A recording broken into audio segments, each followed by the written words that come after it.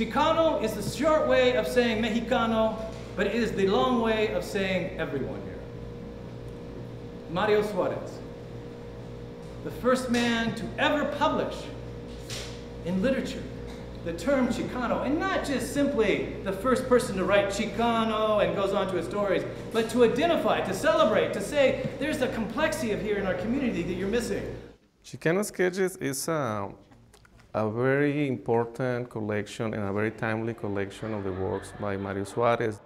It brings an important contribution to the field of Mexican-American literature and of American literature as well. His craft and his trade was really the short narration. He is somebody that uses the term Chicano for the first time in a descriptive way that it talks about Mexicans here in Tucson, in this community. Mario Suarez was really one of the founders of Chicano literature and deserved much wider distribution.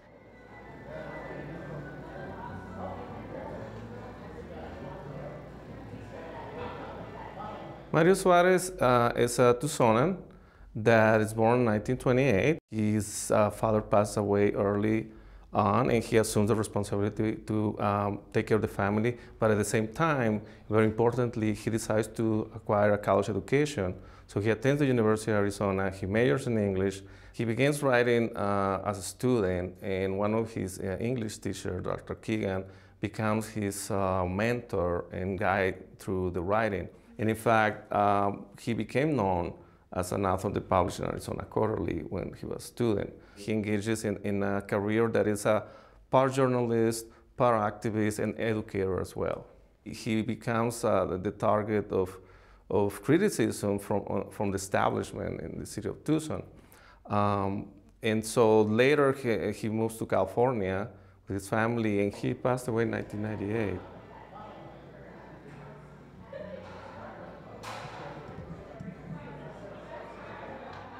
One of the things we do at the press is we've tried to make a place for Latino writers and Native American writers to publish creative works. There's a lot of appreciation for what we've done with bringing back writers like Mario Suarez and making a place for those voices that might not otherwise be heard. He concentrates a lot of his writings on El Barrio, in particular El Hoyo, which is one of the most traditional barrios in the city of Tucson. And it is not precisely a high-end neighborhood. It is, in fact, a neighborhood that has a very rich history, but also a very controverted history in terms of being seen as not a very nice side of town. And he's an observer. He's a acute observer of the reality of his time. If we read a story like El Hoyo, we see all these mosaic of characters that permeate that particular space. It tells about Tucson history in a way that history books just can't.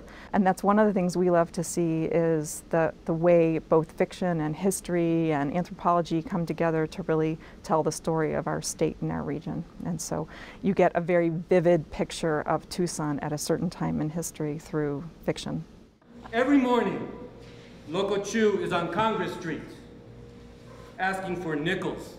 And it provides a really, really rich point of departure to look at what was going on in our communities at the time from a local perspective, from a poetic perspective, from a human perspective. What are some of the stories that are emerging from these characters that were overlooked by official histories or by the conditions of the time? Finally, one day, he went to see his tío who had come back from Mexico because he wanted to find out why are they still calling the kids Sopilote.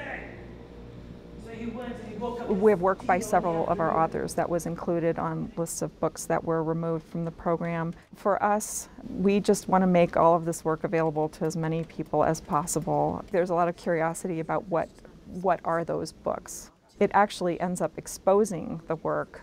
There's obviously a political controversy surrounding the issue, but beyond the political controversy, I believe the access to what people have written, it's crucial, in particular works that have been recognized as influential and also as part of a longer tradition of writings that at the same time reflect the local histories and the traditions of the place where we live. So Suarez to me is this sort of voice from the past that reminds us that Tucson has been a very interesting place for many, many years, and as we strive to move into the future, we should keep that in mind to make this place better.